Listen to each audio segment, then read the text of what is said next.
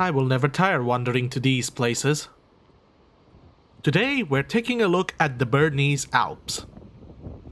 Now that you've seen them, let's talk about the city that it's named after, Bern, the capital of Switzerland. The old city lies on a natural peninsula formed by the river Aare, a river I will not recommend swimming if you are not experienced or have a flotation device, but that's a separate matter. And when I say old city, it's actually quite modern compared to other places I've covered on this channel. Even though settlements were present around the general area since antiquity, the city was supposedly founded in 1191 by Berthold V, Duke of Thüringen. Folklore claimed that when the Duke wanted to found the city, he would name it after the first animal he encountered on the hunt, which just so happened to be a bear. Probably why the city coat of arms is also a bear. This row of houses here serves as the second expansion of the medieval city, completed in 1256, alongside the Käfigturm. The name derives from its history serving as a prison. It's not the oldest tower in Bern, though. I mean, sure, there was a tower in this place since 1256, but it was demolished in 1640. The construction we see here is finished in 1644. The oldest one, known as Glocke, with its astronomical clock dating from the 15th century, was sadly missed during the filming, but such is life. There was also a third one, known as Christoffelturm, but that sadly got taken down in 1864. It used to be right next to that church. The vote to remove it was quite narrow, 415 voting to remove it, 411 to preserve it. In 1218, Bern was made a free imperial city by Frederick II, after Berthold died without having an heir, joining the Swiss Confederacy in 1353, becoming one of the 8 original cantons. Much of its history is rather uneventful, invading and conquering Aargau in 1415 and Vaud in 1536, alongside other smaller territories. By the 18th century, it comprised most of what is today known as the Canton of Bern and the Canton of Vaud. Due to its history being uneventful, the old city center of Bern is recognized by UNESCO as a cultural World Heritage Site. It serves as a great example for medieval architecture. That uneventful history would turn very eventful at the turn of the 19th century, with France basically declaring war on Europe. French troops occupied Bern in 1798. It also became the capital of the newly founded, albeit short-lived, Helvetic Republic. This was Napoleon's attempt to centralize the power in Switzerland, though local and outside influences caused it to collapse in 1803, with Napoleon signing the Act of Mediation, which basically restored the cantons and made the Swiss a confederation again. After Napoleon fell and Swiss neutrality was recognized by the Congress of Vienna of 1815, and a few more tumultuous years in Swiss political history, Bern was established as the capital of the new Swiss federal state in 1848. That is best represented by the Bundeshaus, or that Roman name I will not attempt to pronounce, serving as the seat of the government of Switzerland since 1st of April 1902. No joke. I do have to say, it doesn't look as imposing as other seats of government. At first I just thought it was a normal Rathaus. That does not make it any less visually stunning.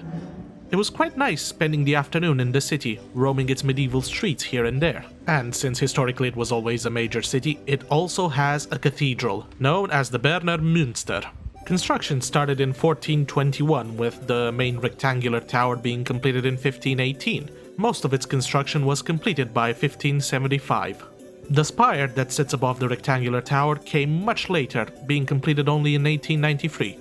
It serves as the bell tower now. The cathedral is finished obviously in the Gothic style, my personal favorite. With this short tour of Bern over, we are going to head a bit upstream on the Aare, to a small picturesque city known as Thun. Much of the city's history is tied to the canton of Bern and Bern itself, which we just talked about. Thun was bought by Bern in 1384. Before that, it was a Celtic settlement known as Dunum, which meant fortified town. It fell to Rome in 58 BC when they conquered all of Switzerland, before being driven out by the Burgundians around 400 AD. With the river Aare, it served as a border town between the Christian Burgundians and the pagan German-speaking Alemanni who lived north. In 1033, it became part of the Holy Roman Empire. The Thüringen family was then entrusted by the emperors to subdue unruly nobles of central Switzerland, which meant that guess who's back Berthold V built Thun Castle in 1190. Though the family never really lived here, as they preferred the one in Burgdorf. After Berthold V passed away, the castle came under the rule of the House of Kyburg.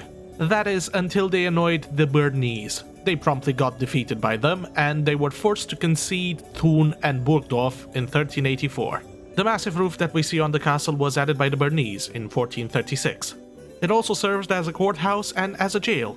In 1886, a new prison was built on the castle grounds, which led to the interesting situation that 2 years later, when they opened the castle as a museum, the jailer served as the one who sold tickets to the museum.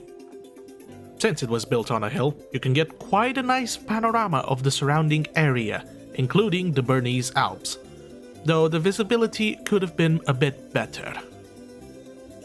No matter, the city center itself is also beautiful, with most of the old medieval buildings or up until the 1600s still being in place.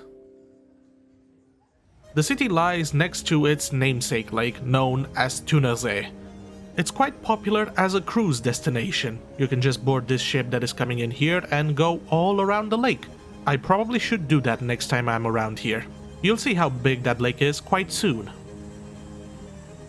Going to the other end of the lake, in a city south of Interlaken known as Wilderswil, we take this beautiful example of history up to the Schönige Platte. It's a mountain ridge at almost 2,000 meters, which provides an excellent bird's eye view of the whole Bernese Highlands. Construction of the Rack Railway was completed in 1893 because they could? It was electrified in 1913, though it still operates its steam engine, either as a special route or when they have to install and uninstall the overhead catenary during winter periods. Avalanches are quite common, so to prevent any damage to the wires, they simply remove it when the last train finishes operating during the summer period. Over there in the distance is the Thunersee. There in the middle is Interlaken. And to the right we have the Brienzersee. It's quite a nice little hike around the ridge, though make sure you pack sunscreen with you as the sun can and will burn you.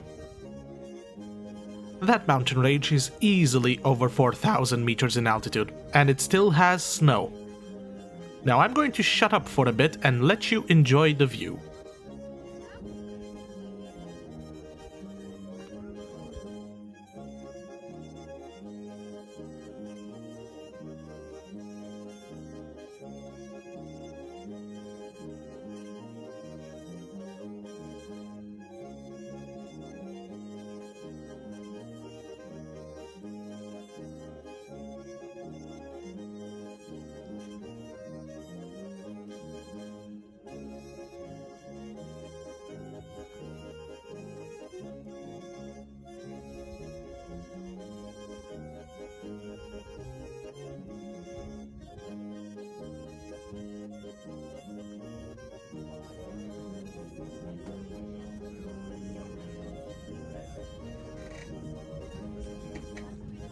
Beautiful, isn't it?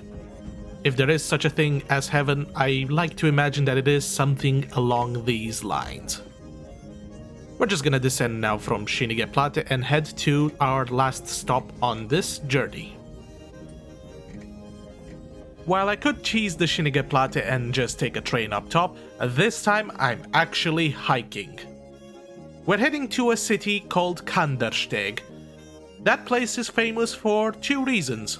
First, it's the Lochberg Tunnel, a 14-kilometer in length construction completed in 1913, serving as an important link between Switzerland and Italy. It is the highest point on the main Swiss railroad, and you can also take your car through it, something I would have to do again some other time. Second, the Oeschinensee, a real hidden alpine gem. The hike to it is not too terrible, though you have to be in somewhat of a shape. Or you could just take a cable car half an hour walk away from it. The lake was created by a giant landslide, and I have to say landslides are quite common in this region. I've seen one happening, though it was just a few small rocks. You could see quite a nice little cloud of dust at one of those peaks. Just says how unstable this general area is. For that reason alone, the southern edge of the lake is usually forbidden for tourists to hike around, just to prevent any accidents. A series of mountain creeks and drains provide the water for this lake, which actually has quite a significant number of fish, including char, trouts, making ice fishing during wintertime a popular pastime. I'm going to let you now enjoy a bit of more natural beauty.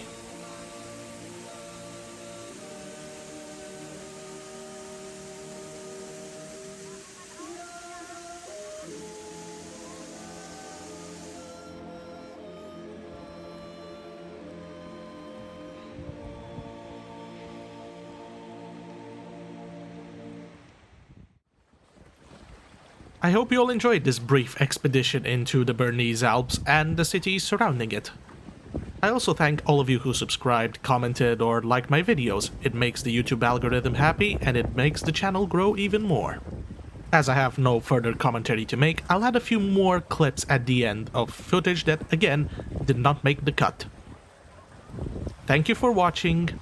Until next time.